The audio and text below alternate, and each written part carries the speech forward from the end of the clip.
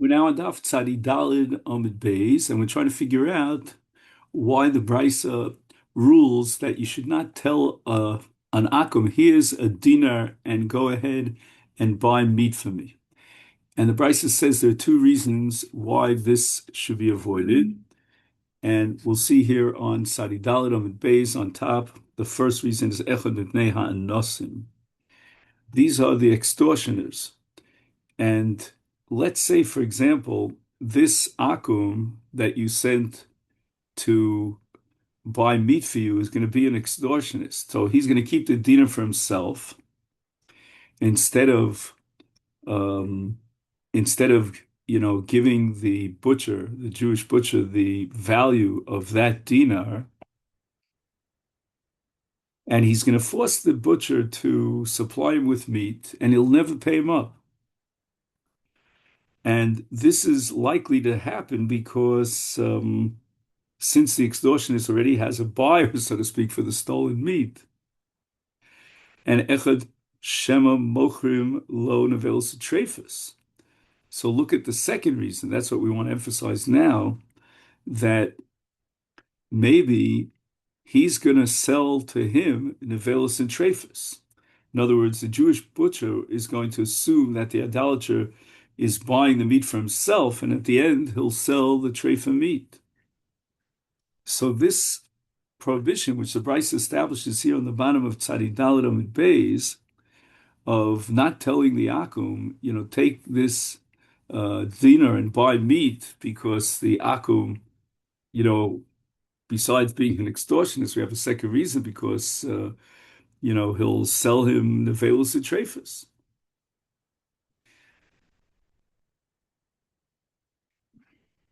Omar Mar. Okay, this is where we begin our Amid Beis. We have in the Brisa that Ube'ove Kochavim, if you want to send an entire Yerech with either the Gidanosh inside of it, or alternative, you cut up the Yerech. Eino tzorech litol himenu Gidanosh. Why doesn't the Jewish butcher have to take out and remove the Gidanosh? So the Gemara is going to analyze this heter. What's the case that we're dealing with? As we said in Amud Aleph, there are two minhagim. There are certain places where they announce if there was any treifa or nevela in the shechita, so that people would avoid buying from the goyim. Or there's other places where there weren't noheg this announcement, this achraza, and in the absence of achraza, the Jew would go into the market, buy meat from the goyim, under the assumption that it's not nevela treifa because he didn't hear any announcement. So now the Gemara goes through the various possibilities.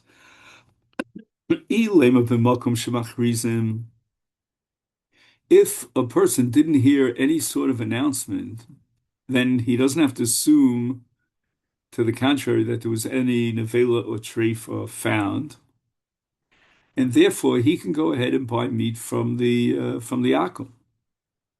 Is then I don't understand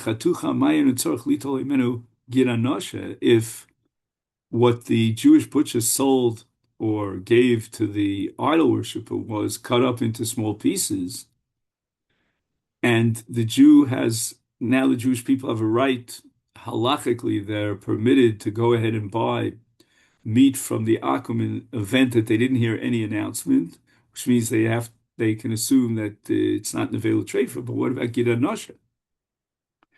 Is kaven lo achruz osi lemizmamine? They're going to go ahead and buy from the akum because they're allowed to buy from the akum.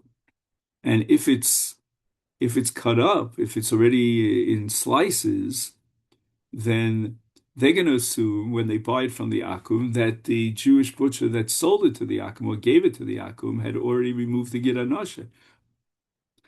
And how, therefore, can the Brises say in a makom shemach reason that the Jewish butcher doesn't have to remove the gid anasha? Elipshita, by proselytization, we have no choice.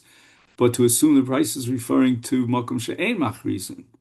Now, if there's no hachraza, then you're not allowed to buy meat from the idol worshiper. So if that be the case, none of the Jews are going to buy from this idol worshiper. Then you have no concern, no chashash that the Jew will buy it and eat it with the giranash inside.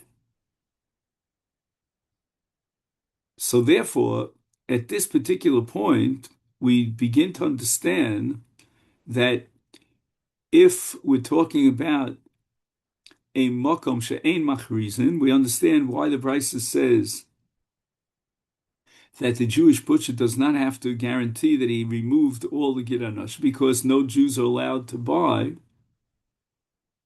in a makom she'ein machrizin. They have no way of knowing whether there's nevel or treifa in the meat in the market. So that's good. So again, we're establishing now, let's write it up on the whiteboard, that the Brisa is referring to a case of makom she'ein machrizin, but ema mitziyasa. Now we're going to get stuck with the next case. The Brisa is divided into three cases, and the Brisa says that you shouldn't be giving meat to the guy, or I shouldn't say meat, I should say a dinar to the guy to purchase meat on your behalf, Neshnei Dvarim, for two different reasons. And if you remember, we were going to focus our attention on especially the second reason, right? That Shema Mochrim Lo Nevel Sutrefus. So what's going on over here? Ein Mochrim Nevel Sutrefus Li Ove Kol Chavin. Echad Nipnei Shemateihu Ve'echad Nipnei Sheyachzer V'Yimkarenu L'Yisrael Acher. Let's say the Jewish butcher shechted an animal, and lo and behold, to his disappointment, he discovers that the animal is a treifa. And he might want to sell it to a guy because he can't sell it to a Jew. He wants to, cut his losses, but he's going to sell it to the guy, and the guy is of the misimpression that it's a kosher meat, and he's going to, he's assuming that the value is so much higher. So that's called Gnevas Das. And secondly, if he sells nevels, the Jewish butcher sells nevels treifas to a guy, then what happens if a guy will now sell it to another Jew? But wait a second, we just established that we're talking about a makom she'ein machrizin. And a makom she'ein machrizin, you're not allowed to buy from a guy. Even makom she'ein machrizin, hello, asula mizmine, no Jew is going to buy from the guy because he has no idea whether the meat that the guy got from the Jewish butcher is an avela treifa. And therefore, what's the problem with Shema Yachzav Yimkarenu L'Yisrael Acher? There's no possibility of Shema Yachzav Yimkarenu L'Yisrael Acher. Ela Pshita, therefore, with regard to the Mitzvah, regarding the case of not selling the Velos Treifas to a guy because a Jew might buy it from the guy, then we must be assuming that it's Makom Shemach Rizin. Because only in a makom shemachrizin avelos treifas is a Jew allowed to buy from the guy, and therefore is there a chashash that maybe he'll divide avelos treifas. So now we have the following: we have the Reisha, which is talking about a makom she'ein machrizin. We've proven now that the mitziasa is a makom shemachrizin, and let's go back to the Seifa. Emo Seifa. The Seifa says what I said before. I jumped the gun a little bit. That you don't give a dinar to a guy to buy meat for you. Aleph,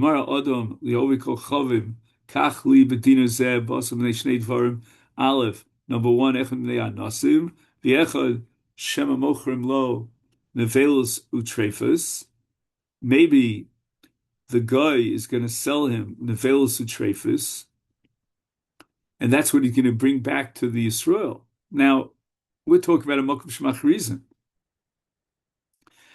So in the city, as we mentioned on Omen Aleph, the butchers are Jewish butchers. The guy takes this dinar and he buys from the Jewish butchers, and the Jewish butchers And now he brings back to the Mishaleach who sent him with the dinar, he brings him back in the Velu Treifa. But wait a second, we just finished saying that the Mitzia is talking about a Mokom Shemachrizim, which means that on that day no Jews are going to buy because there was Achroza. The Mokom Shemachrizim, Isa Davi Treifa, you're worried about the fact that the guy is going to buy a Treifa, Achruze Hay Machrizim. Meaning if the butchers in that town had actually discovered that, to their chagrin, this was a Nevela Treifa, they would have made Achroza. So therefore, you're going to have to say that the Shashir is Nevela Treifa, El Pshita B'Makom She'ein Machrizim. So we're back to square one because just like the Reisha was a Makom She'ein Machrizim, now the Seifa is a Makom She'ein Machrizim. Is Fekti Gemara Reisha v'Seifa Makom She'ein Machrizim and Mitziasa Makom She'machrizim? That's a little bit strange from a literary perspective. You go from one to another to another. There's no symmetry in the Brisa. We've had cases like that where the Brisa is Reisha v'Seifa b'Makom She'ein Machrizim and Mitziasa b'Makom She'machrizim. So Abaye is able to live with that and tolerate that, but Rava is not. Rava Amar, therefore Rava suggests an alternative interpretation. Kula b'makom shemachrizin. The entire brisa from beginning to end is in a makom shemachrizin, which is fine as far as the Mitzia is concerned, because that's exactly how we interpret the Mitzia. But now we have to go back to the Reisha and to the Seifa. Says Rava, Reisha v'Seifa shechrizu. The case is that in the Reisha and the Seifa, there was an announcement when a butcher discovered that the meat that he shechted was a treifa, then he goes ahead and he makes a hachraza. Now, when it is prohibited to buy meat from the akum, because if, let's say, we're talking about a makom shemachrizim, and they didn't hear any achraza, so then they're allowed to buy the meat from the akum. If that be the case, then even if they discover nevelos and treifas, then they're allowed to sell nevelos and treifas to the akum, because we're talking about a makom shemachrizim. So that means that they announced in the marketplace that they found the treifa, therefore no one's going to go ahead and buy it. If no one's going to buy it, we don't have no chashash in the Reisha of an Isa, violation of the Isa Gid Anasha. So therefore you can cut up even slices of meat to the idolater. You don't have to remove the Gid Anasha. There's no possibility that a Jew would buy that meat, because we're talking about a place where if there was indeed a discovery, lo and behold, of a treifa, they announced it. Now, let's get to the Seifa. The Seifa says you can't send money with the guy to buy meat for him. Why? Because it's a case where they made an announcement that they discovered a treifa, so no Jew is going to buy it, and there won't be any chashash that he's going to sell him treifa meat.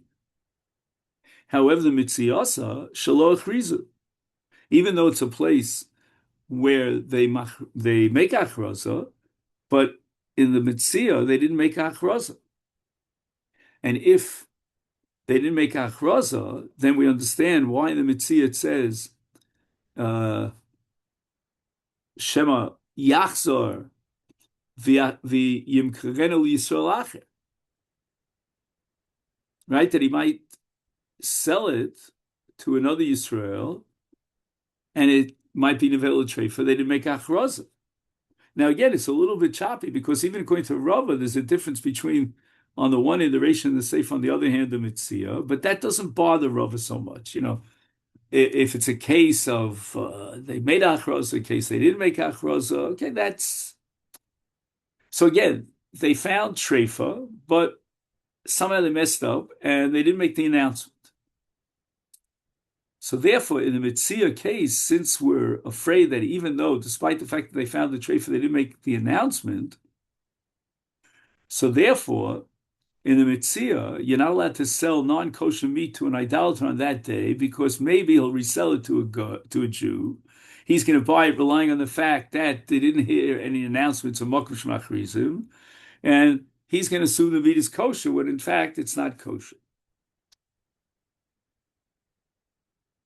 Rav Ashi Omar, a third interpretation, kula b'makom she'ein machrizim. He wants to go to the other extreme. You're right, Rav, that we have to have consistency in the Reisha, Mitziosa, and the Seifa, but we're talking about a place, not the way Rav had it, at makom shemachrizim, but makom she'ein machrizim. So now we get stuck with the Mitzia, because in the Mitziosa, the middle clause, where you're not allowed to sell treifa meat to the guy, and we're talking about makom she'ein machrizim.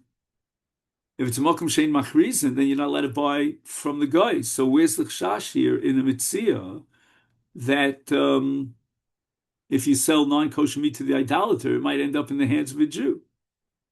And the answer is Gzeira Shema Yimkareno B'fnei Yisrael. The Rabbanim made a Gzeira. They were afraid that maybe the shochet is going to sell to the idolater in the presence of the Jew. The Jew being present there and seeing that transaction between the Jewish butcher who shechted the meat and the guy who receives the meat, who bought the meat, he's going to assume that it's kosher and he's going to buy the treifa meat from him. Even though, again, we're talking about a makom shein machrizin. Technically, you're not allowed to buy from the guy, but this Jew is going to say, well, I don't fit into the general rule that you can't buy from the guy. Why? Because the general rule is based on the fact that people don't know. And since it's a makom shein machrizin, they have to assume that maybe there's an available treifa there. But I know I was there when the Jew who shechted the meat sold it to the guy. I'm going to assume he sold him kosher meat. And Rashi says that this chash is limited to a situation in which the Jewish butcher sold non-kosher meat to the guy, to the Ovei Kochavim. Now, where are these Jews that are present there that was kosher? It's in the Beis HaShchita itself. That's where the Jews are around. Okay, now we're going to get up to Hechi Machrizin in just a moment. Hechi Machrizin. That's what is the actual nusach of the announcement that's made publicly in the event that they found the animal to be a treifa. Amar Rabbi Yitzchak Bar Yosef. Nafal Bisra Libnei Chela. Interesting, we're talking a code language here. Meat that was meant Libnei Chela. Libnei Chela means the general population. Nafal has fallen into our hands. I don't get it. Why are we being so discreet about it and so secretive about it? Ask the Gemara, V'lema, why not say explicitly, Nafal treifasa l'bnei chela, that we have meat for the general populace, but not for the Jews, because there's a treifa that fell into our hands. And the answer is lo zivni. You know, we're in a town where it's mostly Jews. The goyim are not going to buy the meat.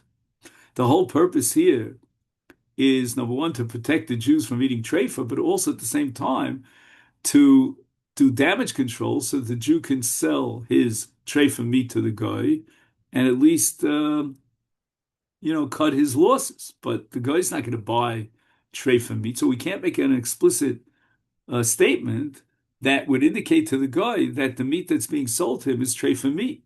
But then it turns out that you're selling to the guy under the guise of kosher meat, which is worth a lot more in the market than treifa meat. What about the Iser of Gnevas Das, which we said according to Shmuel applies even to a guy, And the Gemara answers, Inu hudika mati nafshayu. We had like that case where they went out of the city and they greeted so and so who were on the way into the city, and they didn't even tell him that they were on the way out anyway. They sort of like misled them into thinking that they went out in their honor. But kamati anafshi, they had no right to assume that the reason why they were going out of the city is to greet them. Here too, the goyim have no right to assume that the meat is kosher. They should try to clarify that and ask the seller, the Jewish butcher. And kiha, I want to bring you a raya from Marzutra Bereder of Nachman, Tavika Osil, Mi Sichra Lebe Mechuz. So again, what's happening is that Marzutra is on the way to Sichra. I'm sorry, on the way from Sichra to Bei Mechuzah. On the way. Rava of Safra, Havika Osul Sichra. Right, they were going on the way to Sichra. So Marzutra is on the way out of Sichra.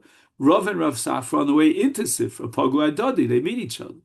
Who Sovar? Marzutra thinks that Liape Hudika that Rava and Rav Safra, who were coming on their way to Sichra, were coming for the sole purpose of greeting them. Omalahu, Lamalu Rabbanu L'Troach, we also kuli. Hi, did you have to go to such ends of the world to go out and meet us? What a cover that you gave us. Amalei Rav Safra is a very honest, naive fellow. So he tells him, Anan lo afiyadin de kosibar. We had no idea that you were on the way in, coming to Sichra. We were leaving Sichra because we were on our way to Beis Mechuzah. So he's saying, although it's true that we didn't go out to greet you, we were on the way anyway out of Sichra, but you should know that if we would have known that you were on the way here, we would have gone to the ends of the world in order to greet you. So don't get disheartened. But Amalei Rav wasn't satisfied in what Rav Safra did. He was too honest, overly honest. My time amrit lehachi dachlishte daite. They're gonna, for that one split second, they're gonna say, "Oh no, here we thought we were so excited, and later they went out an hour covered, and now we find out that they were on their way anyway out of Sichra." There's gonna be a moment where they're disheartened. Why'd you have to do that? Amalei, what are you talking about? Why do I have to do that? Rav Safra says to Rava, we're not allowed to violate the Isser of Genevas Das. They think that we went out to honor them. We have to straighten the record. And Rava says, what are you talking about? You don't have to straighten the record. If they came to the conclusion, fooling themselves, that we were on a way to greet them, and we went all the way out of Sichra in order to bring them in, then that's their problem. We don't have to worry about that. And therefore, by analogy, in the case where the idolater bought meat from the Jew under the premise in his mind that it was kosher meat, when it turns out that the emes it was treifa meat, we don't have to tell him it's treifa meat. He should have wondered, is it kosher meat or treifa meat? And that's called iu de katoya nafshay. Hahu tavcha di amalei lechavre. Here we'll just look a little bit on Daf Tzadihei.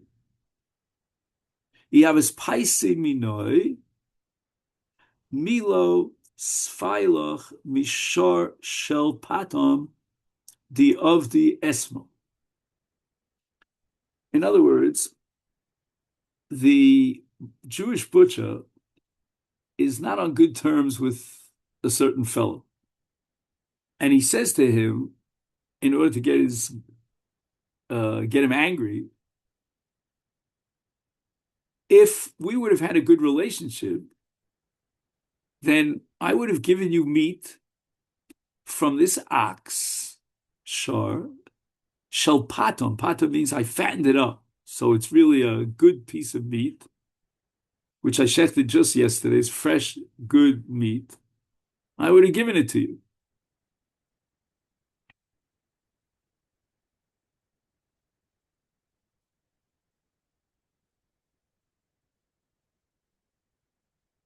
Amalei, achli mishufrei shufrei. He tells the butcher that, you know what? You slaughtered this ox. Somehow I got access to the meat and I ate the meat. Amalei, the butcher tells him something very upsetting.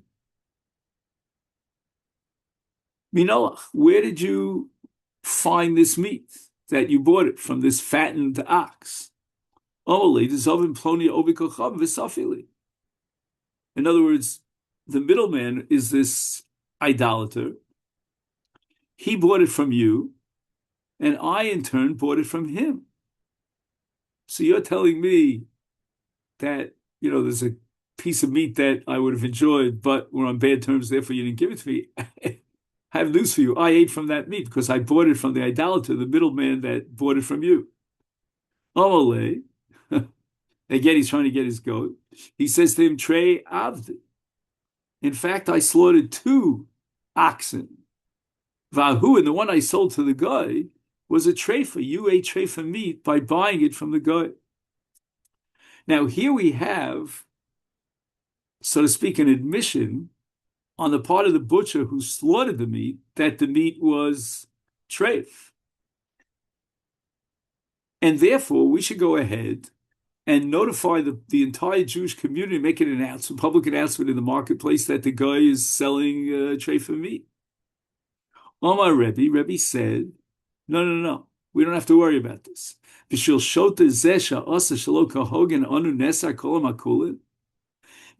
of this person who wasn't working with a full deck, and he acted improperly because he wanted to get the other guy angry, so he made up a whole story that it was a treifa of meat. Therefore, we're going to go ahead and prohibit all the meat in the market. That we're not going to do. We have a right to assume that most of the meat in the market is kosher meat. That's called rov, and we're going to rely on rov. And therefore, Rav L'Tamei, this is, Rebbe L'Tamei, the Omar Rebbe says, Makulin v'tabach Yisrael, in a city where the meat market is supplied with meat by Jewish butchers, all the local butchers are Jewish. If a guy is holding on to meat, you're allowed to buy it from him under the assumption, the premise, that it came from a Jewish butcher, it was slaughtered properly. We're not concerned that there's non-kosher meat in the market, and we're going to rely on rov. Now, again, is this a regular rov, or maybe it's almost a vadai, and it's a mi'achain and a nikar? There's no meat at all over here. I don't know. Ikadiamri, another transmission of this story was Omer Rebbe said, just because this guy had in mind to aggravate his fellow, Anu Nesa Kol Makulin, Rebbe holds that the butcher was lying. The whole story that he sold a treifa ox to the guy was a made-up story. He made it up in order to aggravate his adversary. Therefore, we disregard his concession, his conceding his claim that his disclosure, okay, that there was treifa meat that he sold, and therefore you're allowed to buy from the idolater because there was no announcement to the contrary that there was treifa meat in the thing. Time of the chavim l'tzuri lechavre holav hachi osu. In other words, the Gemara is medayek that Rebbe had to come up with a special reason why we don't trust the butcher who said that there was treifa meat that he sold to the guy. Otherwise, it would be awesome. Meaning, if we believed him, then it would be awesome. Now, this l'chora might support a position where Rebbe says makulin v'tabache Yisrael, in a place where the meat market is supplied by Jewish butchers, basa shenimtzu b'yad ovikarav mutter. And we were medayik from Rebbe that the only reason he was matir it is because we don't believe the God. But what difference does it make whether we believe the God? I'm sorry, we don't believe the Jew who said. Yeah. So what difference does it make whether we believe him or not? Rebbe says that you can rely on Rove and assume that the meat that you buy from the guy is kosher meat. Shani Hacha. This is a different case as Chazik Isura, because if we would believe the Shochet who says that it was treif, that establishes a chazaka on the meat market. And here we have to introduce a principle called kol kavua kemechza al mechza. And this is where we'll stop here on the top of Daf Sadi Hey. Wishing you a great day. Thank you so much.